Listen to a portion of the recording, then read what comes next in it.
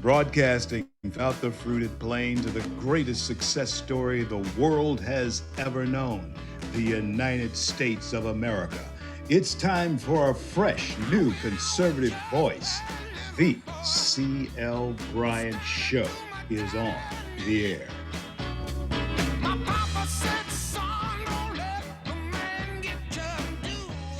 Welcome back. Welcome back, everybody, throughout the fruited plains of the greatest nation on the face of the planet, the greatest success story the world has ever known, and that is America. Welcome to the CL Bryant Show, live and in living color. Another day, another chance to talk about our great American journey. And hey, folks, you have seen this past couple of weeks all of the hoopla surrounding Governor Waltz. And let me tell you something, folks. We want to know what happened to the money, Tim. That's what we want to know. What happened to the money? Now, they have made this Somali community both the heroes and the victims here, as far as it's concerned. The Democrats have. They have made them the heroes in the sense that they wash our clothes, they work in the airports, they do a lot of the work. Same excuse for so many illegals that come here that we have for people who are suspected. And I'm not talking about all Somalians. I'm not talking about all of them. I'm talking about those that we're talking about. And the thing that we want to know, the question that we have, is not how good a worker many of them are and how good a contributors they are to the community. That's not what we want to know. That's not even the question. When we talk about Americans being misused and abused, and do you know where that misuse and abuse hits us most as far as our emotions are concerned? It's with our money. Our emotions as Americans are directly tied to our emotions. Our emotions are directly tied to our money. We elect presidents tied to how the money is going. Are you hearing me? That's how it goes. And so when money comes up missing, and we're talking about money in the billions that come up missing, yeah, you do have this trickle down effect. We're maybe talking about people in one state, but all of us feel the effects of that because federal dollars go to all of the different states, including the great state of Minnesota. All right, as far as that is concerned, that happens. Our money helps whatever chicanery that may be going on in various states. If the money is mismanaged, if there's sloth, theft, whatever is going on, Governor Tim, you are the governor. You govern the state. Somehow I think Tim thinks that announcing that he's not going to run again for governor, somehow I think that he believes that gets him off the hook for something that happened very nefarious on his watch. No, it does not get you off the hook at all. And so let's put that to bed. Folks, we had been told by Donald John Trump, first time around, when he ran for president, and I want you to remember these words. He told us that we have been treated like idiots, we have been treated like chumps, and it's time that it stopped. He put a stop to it as far as the Venezuelans were concerned. The Chinese were thumping us on the head as far as Taiwan was concerned. Uh, the Russians said, hey, let's just go and take Ukraine. All of that happened. All of that happened because of weakness and because they felt as though we, and there's no question about it. I say it every day. We're the greatest nation on the face of the planet, the greatest success story the world has ever known. But we were being treated like chumps. And my question is to you, how long? How long were we going to tolerate that? God forbid. And I thank God that Kamala Harris did not become president of the United States. Aren't you? You should be very glad. I thank God every day. In fact, incorporated into that day are the seconds of that day. And I thank God every second of the day that Kamala Harris did not become president of the United States. Do any of you remember what it was like under Joe? Huh? Do any of you remember what it was like under Joe? I know that there are many who feel that some of the president's speeches give them cringe attacks and that type of thing. I know that there are people who feel that way.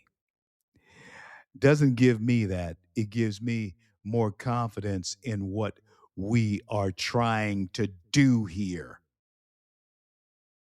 And what we're trying to do here is very important, and that is secure our America for us and our posterity. That has always been the goal. But there are people now who have been ripping us off and have been complicit in others ripping us off, that now we have to reckon with. Now we have to deal with. And Donald Trump is dealing with them. And you can believe it or not, Governor Waltz, Tim, who want to put feminine products in boys' bathrooms. Tim, you can believe it or not, stepping down, pardon me, from your governor's seat or announcing that you're not going to run again, that's not going to save you. The day of reckoning is coming. You know what? The strangest thing is this: there might be a lot of prominent Democrats in the involved with this Somali heist of our money that go to jail. Oh, somebody's going to be in cuffs over this. We haven't seen it quite yet, but someone's going to be in cuffs over this. Tim Waltz, your governor, you may avoid jail, and I think you're already taking the walk of shame former vice presidential nominee, you're going to take that walk of shame. And we're not talking about every Somalian refugee in this country, but we are talking about the ones we're talking about. And the question that we have for everyone who's been treating us like chumps, who's been treating American pocketbooks like their own personal piggy banks, you need to take a look at the things that were purchased with some of these funds on these fake daycares that were going on. You should take a look at it. And Elon Omar and all the rest of them, the usual suspects. We don't know how widespread this type of racket has infiltrated our American society and our American pocketbook. But somebody is going to have to answer.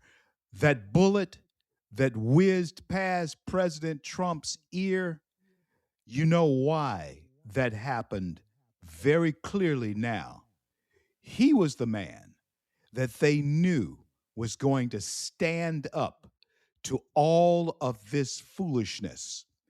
And I encourage you to continue to pray for his safety, pray for the safety of his family and all of our leaders who are on the right side of history and this particular argument to secure our America for us and our posterity. Pray for the safety because these are now very perilous times in America. We're going to give you some more insight as to how bad it was in Venezuela when we come back with a Venezuelan born refugee. Jorge Galicia is going to be with me, and I certainly look forward to speaking with him and giving us more of a perspective, a historical perspective, and a youth perspective with our next guest. Don't go anywhere. I'm CL. And when we talk about this, I want you to have your ears up because the very nature of bringing this show to you is to bring it from a different angle. I am saying to you, Americans, that it is time now for men and women of courage to stand up and push back against the heavy hand of big government and these thieves who are robbing us blind. I'm CL. Be right back. I'm in a phone booth, baby. Number scratched on the wall. I'm new in Chicago. Got no one else to call. Trying to avoid it, trying to avoid being caught in a phone booth in the cold of this political climate. Yeah. And you're looking for somebody to call to bail you out. Folks, ask yourself the question, what happens if America goes away? Now, we talk about all the time folks who flee here from other countries. But have you asked yourself the question, what happens if America goes away? Where do you go? Where do we flee to? Where do they flee to? Why do people come here to begin with? And why, in fact, do they leave their homes of origin to begin with? Certainly, people would love to stay where they are. Most people do until it's uninhabitable, and you need to find opportunity. On with me now will be Jorge Galicia, who is the field director for TPUSA. My good friend Charlie Kirk knew Charlie since he was 18. And I tell you, great, great young man, great expectations, even at that age. And he has built an organization now that his lovely wife, Erica, is carrying on as CEO. And we have the field director for all of Florida on with us in Jorge Galicia.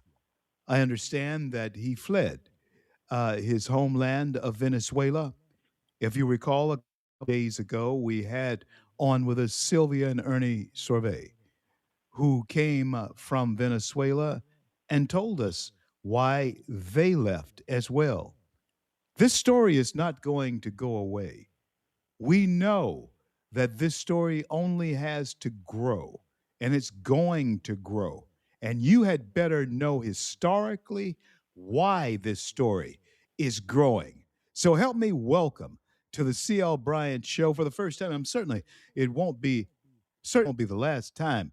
Jorge Galicia, I certainly hope I'm pronouncing your name correctly. Jorge, please correct me if I am wrong. Welcome to CL Bryant Show. How are you, brother?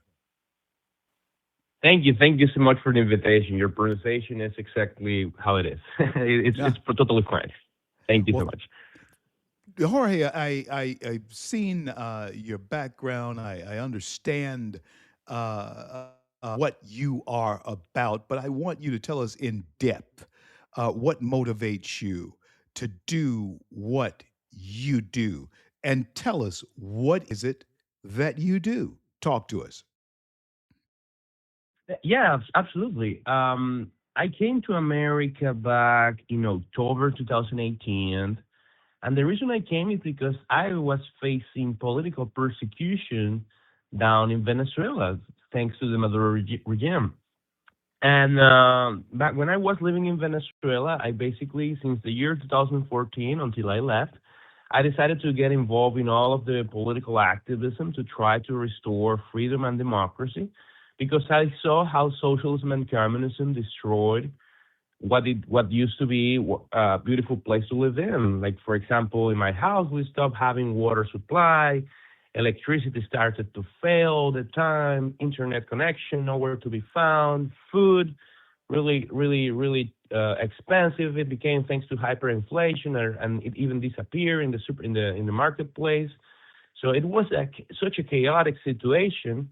And well, because of that, I decided to get involved in all of the political activism. And of course, they didn't appreciate very much that decision that I took. And in the year 2017, well, I suffered political persecution. I needed to go into hiding. I needed to isolate myself. I turned off my cell phone, shut down all of my social media accounts. It was a life changing experience. And then, well, a year Jorge, let me after let me let me that, stop you. yeah, Let me stop you right there. I need to ask you a yeah, question go ahead. because most Americans won't understand what it's like to be targeted Hmm. in the way that you were targeted. We're beginning to see it in the Jewish community is popping up, and of course, there are many of us who feel as though we're being targeted. But not when we're talking about being targeted by your government for speaking out Hmm. against the government. Do the opportunities go away? Is it really and truly necessary for you to hide because of your to make yourself secure because of your safety? Talk to us about this. Give us a feeling of what that's like to be targeted like that. No, it's horrible. It's a horrible feeling. Like I was one day, I was attending all these peaceful demonstrations against the Maduro regime. I was just, we were out there in the street just chanting, saying a few words and just walking in the street. And then one day when I was returning back home, I was chatting with my friend, one of my friends who was with me that day, and he basically told me like it was like in the middle of the night. He texted me like, "Hey, there's a group of police officers standing right here at my front door. What should I do now?" And when I read that, I freeze, I panic, and I told him like, "Hey, well, go hiding, remain quiet, do not open the door." But after that, I never heard back from him again. I never received a single text message back. So I knew he was taken, and I knew they were also coming after me because we were part of the team. So I needed to basically disappear for a long period of time. I was sent into a place in Venezuela. I cannot reveal a lot of information, of course, for security reasons, but I was sent there. And as I said, I needed to turn off completely myself or shut down my social media accounts. I was unable to communicate with my parents, my dad. They didn't know where I was, if I was being taken care of. It was such a rush and horrible situation. And of course, once I was there, the uncertainty of you don't know for how long that hiding situation was going to be in place. Like I was thinking, like, hey, well, maybe I need to escape through the border. Maybe I need to go to Colombia hiding under a truck, or maybe I need to go to the sea and get a raffle. I don't know. It it was a such a horrible experience, and Yeah. certainly I pray every single day that I don't have to go through that something It is similar again. amazing. It is amazing. Americans, I want you to pay close attention to it. The question I ask you: what happens? What if America goes away? Where do people like Hmm. Jorge escape to? Where do you go as far as that is concerned? Jorge, you have found, I think, a home at Turning Point USA. How did you come in contact with them? What made you get involved in that type of activism? Yeah, exactly. And that actually takes me back to your first question of why do I do what I do? Because once I reached the United States, I start looking at all these young people, you know, wearing like Che Guevara shirts or advocating for communism and socialism, and I got scared again because I thought, wait a minute, I just escaped this place because it was ruined by these ideas, and now I see all these young kids believing like the same nonsense that Venezuelans used to believe back in the 90s when we first elected Hugo Chavez. Hold that thought right And there. Jorge Galicia is my guest. I'm CL. There's the music. We're going to be back in just a couple of minutes. Jorge, hold that thought. Don't want you to lose it. We want to hear it. I'm CL.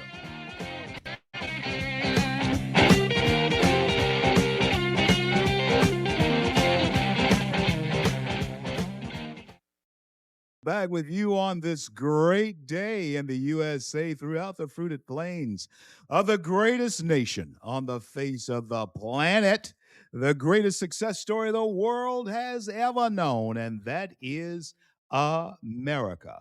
Welcome back. Welcome back as we build the bridge to conversation. And we were on with Jorge Galicia. And, one of the things that Jorge was pointing out to us, and you young Americans out there. I know that somehow you feel as though it's cool to wear the regalia of leftists, but Che Guevara was a leftist, and let me tell you something: the way of life that you enjoy as an American young person, your American birthright. I don't care if you came through Ellis Island. I don't care how you got here. As far as being legal is concerned, and being an illegal American citizen, being a citizen of this nation, the type of lifestyle you have as a young American, if Che Guevara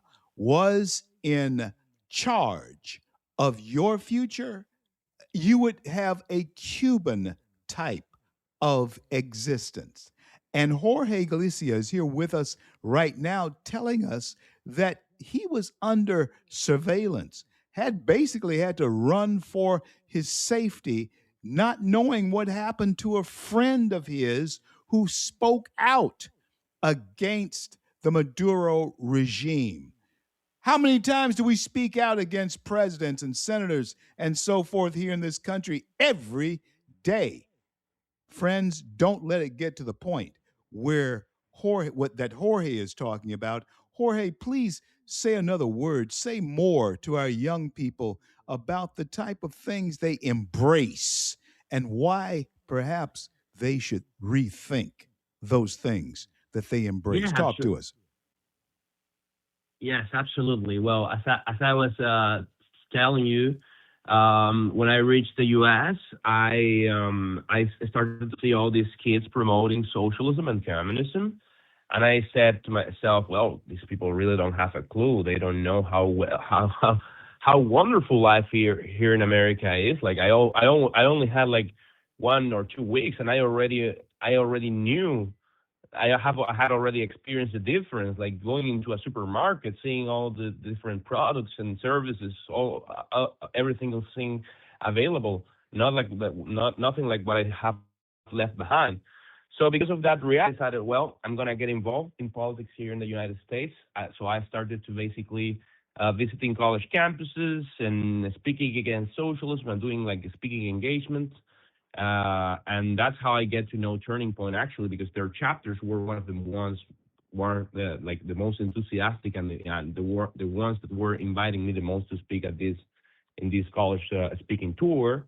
And well, a few years after that, I decided to work for Turning Point full time, and that's what I'm doing right now. Awesome. That is an awesome story. But let me tell you something, folks. The one word that he used is that he got involved and he encouraged other young people to get involved. I know that we feel like we're involved when we're complaining about a circumstance. Jorge, give us your bird's eye view of what the mindset is on college campuses toward this nation. And be as candid if you as you want to. How clueless you said when you saw them wearing some of the things they're doing and saying some of the things they're saying. You said to yourself, they don't have a clue. Just how clueless are, and what's the percentage of clueless young people? We need to know this, folks. We need to know what we're working with here. In your opinion, what's the percentage of clueless college age children to what they're squandering, what they have available to them? How clueless are they and why? Yeah, I think when I most of the times when I speak with young people here in America who are like more favorable of these uh, socialist ideas, what I have found is that many of these people are actually complaining of about problems that, in my opinion, are real. Like for example, they complain about college tuition going through the roof, or healthcare, being so expensive, and so many other problems that, in my opinion, are actually true and need to be solved. But the problem is these people don't realize that many of these issues are being caused by, government interference in these markets and regulation, and politicians sleeping with leaders of corporations, those kind of things. That none of this is is thanks to capitalism and free market. And when they hear people like, I don't know, like Bernie Sanders or like AOC or all these radical leftists, they are pretty good at describing a real problem, but when they fail at proposing a solution that actually can work, because all they propose is things that we actually already implemented in places like Venezuela, and they didn't lead us to more prosperity, but to it led us to be one of the poorest nations in the entire world. So that's my mission there. I try to I acknowledge that, okay, I think I hear you. I understand that what you're complaining about is real, because I suffer it myself. Like it's not particularly cheap to pay for, I don't know, for medical insurance or whatever it is. Mhm. But the idea that the government can just come in and solve everything for you is naive. It It didn't is work out in Venezuela, and naive. it won't work out here. It is Hmm. naive. It has never worked anywhere it has ever been tried. And New Yorkers, you get ready for grief and sorrow because it is definitely coming your way. Now, Jorge, when we look at the state of America and we look at the trend, there's certain transitions that are going on if you were to caution us, if you were coming from Venezuela and, of course, becoming an American and becoming a part of a great American organization like Turning Point USA. But if you were to advise us, we're sitting at the table right now with people who can actually do something about our current situation. If you were to give your nickel's worth of advice to the rest of us who have our nickel's worth of advice, what would Jorge Galicia warn Americans about? What would you warn us about?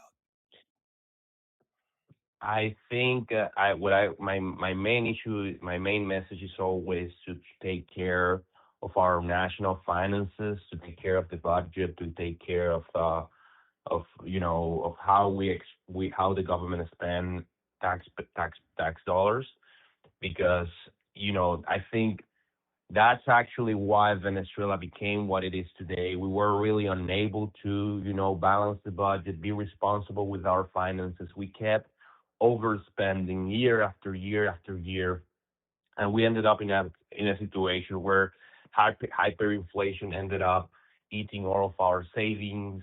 We became dependent, extremely dependent on government, and of course, I don't think we're in that point here in America yet, but it frustrates me to see how the levels of the spending in America keep growing, the deficit keeps growing.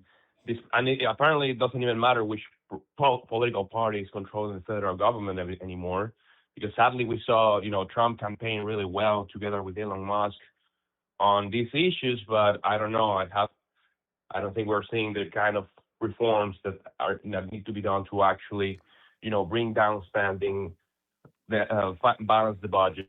And I feel like Is if it the we don't do kind that of really quick, well, is it we're gonna be in trouble. is it the kind of, and I totally agree with you. Is it the Hmm. kind of situation that you're describing that actually causes lack of optimism among a young? Because you see, there I see a lot of depression. I see a lot of anxiety. I see a lot of young people who don't see a bright future. They really don't think that they'll have the future that even their mom and dad had, and so forth. I know that Turning Point USA offers so much hope through Christ, through letting them know Hmm. that the power of Almighty God is exactly where the turning point begins. But when you run into these young people, Jorge, do they have a hope that it can happen for them?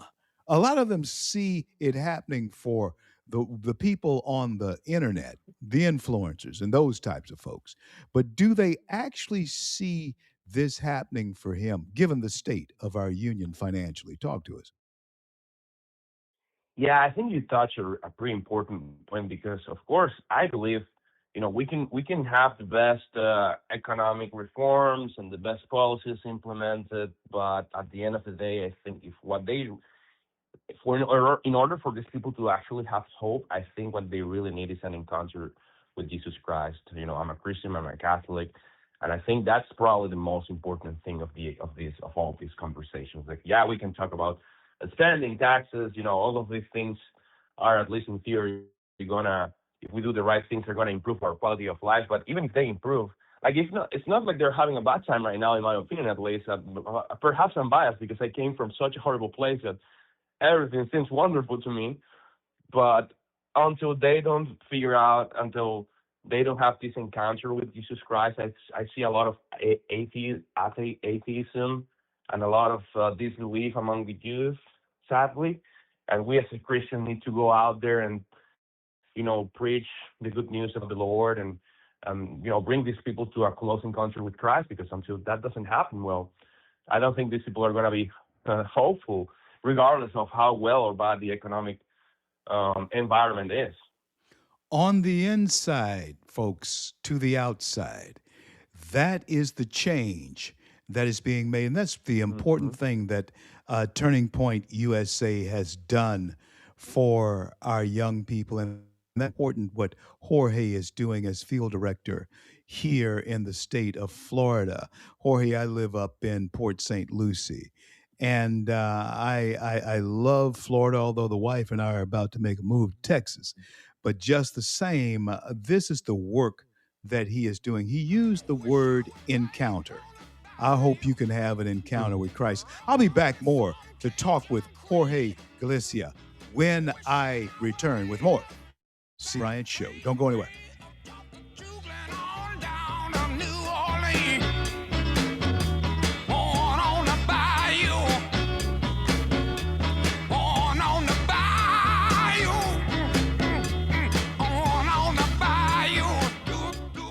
It's been great show that we've had, and I got to tell you something very informative because there is a defiant, as I call it, is a defiant ignorance that is happening in this country right now. People are lying purposely about so many different things because they have defended the wrong position for so long that they have to lie in order to continue to defend it. And so there's a defiant type of ignorance that is going on in the country right now. And if we're not careful, it will poison the bloodstream of our American youth. And thus, they in turn will forfeit the American birthright that has been with blood for them to have. And for those others who come here from other nations seeking the American dream. I have on with me Jorge Galicia, and from Venezuela originally, and now working as a great American director. And one correction I had to make: I was saying he's field director, but he is the director here of TPUSA in Florida, and certainly happy to have him with us. And Jorge, I want to ask you about about what the opportunities. I know that so many of my friends from around the world that have come here to this country, the one theme that seemingly all of them have, and I want it from your perspective, one thing that all of them have is Americans don't realize, for whatever reason, the opportunities that are right in front of them. Is that the way you do you see that us squandering our great opportunity here in this country? Do we even recognize how good it is for us? Talk to us, Jorge Galicia.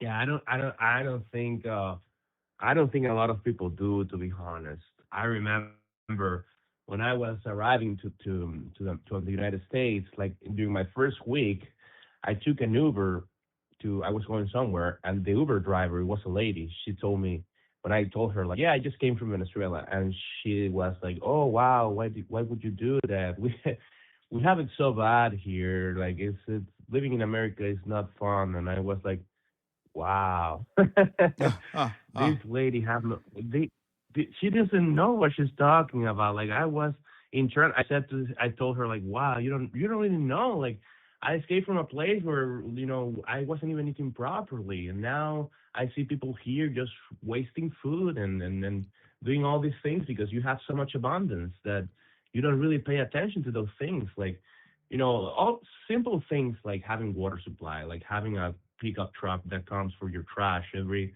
other day. I don't know, internet connection, electricity, all those things are wonderful things that could be gone rather quickly if you start following the wrong ideas. And I know in Venezuela we didn't appreciate those things as well in the past either. We thought it came with nature. That's why we elected these people, and we ended up paying the price. So I hope people learn here. Now, Jorge, you were also an attorney there in Venezuela at one time. Is that correct? Well, yeah, I finished my law degree back in 2018. I didn't even get to practice because as soon as I finished my law degree, I came here to America. So Technically, yes, I'm an attorney over there. I could practice law if we had any law to begin Uh, with, but uh, yeah, that's well, uh huh. tell everybody how to get a hold of you, how they can bring you to where they are, and how they can become a part of TPUSA if they so desire. Yes, absolutely. So my the best way to reach me is social media. I'm at Jorge Galicia 95 in both Instagram and X, former Twitter. That's the best way. And if you live in South Florida, I'm actually the best. I'm a field representative for Turning Point, not a director, I guess. But that's okay. But I can, if you want to get involved, just reach out to me, especially if you're a college kid or a high school kid and you want to get involved with one of our chapters, or even if you want to just start one of our chapters, you can contact me directly and I will guide you on through the process. Absolutely. And I certainly want to thank you. You will not be a stranger to the show. I'd love to have you on often to give us an update of what's going on with TPUSA. Jorge, I want to encourage you to stay in the fight, fight the good fight that you are fighting. Of course, keep your hand in the hand of our Lord and Savior, Jesus Christ. And I'll be praying for you, brother. And I certainly hope that you will pray for us and me. I certainly thank you again for coming on with us here today, Jorge Galicia. God bless you and God keep you. Thank you, Brian. I appreciate the opportunity. I'm CL. This is the CL Bryant Show, and that was my special guest, Jorge Galicia, who is the field director. He's a field director from here in Florida, TPUSA, and is doing a fantastic job. Folks, the old clock on the wall is winding down, but this is what I am going to say in closing to you. You've heard these last couple of days people who have fled um, uh, they fled uh, persecution for being themselves. I want you to remember what the creed of Americans was founded upon, that we are endowed with certain unalienable rights. The rights that Jorge was talking about and the rights that Sylvia was talking about, those rights were certainly trampled by the heavy hand of dictatorial government in Venezuela. And I know that a lot of people like to talk about how Democrats, the left, Trump wants to be a Democrat. No, what you see is a man who wants to liberate us to be the full volume of who we can be according to our founding document.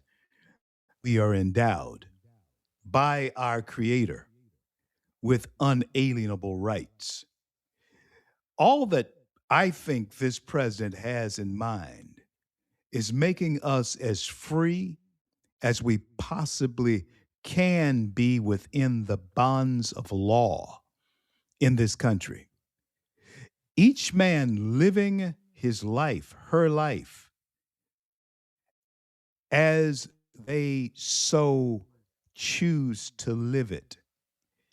Each person being able to go and pursue whatever profession they want and believe in the God that they want to believe in. That's the American way. I'm CL. Thanks for coming along with us. I'll see you next time. And until then, may God bless and keep you all.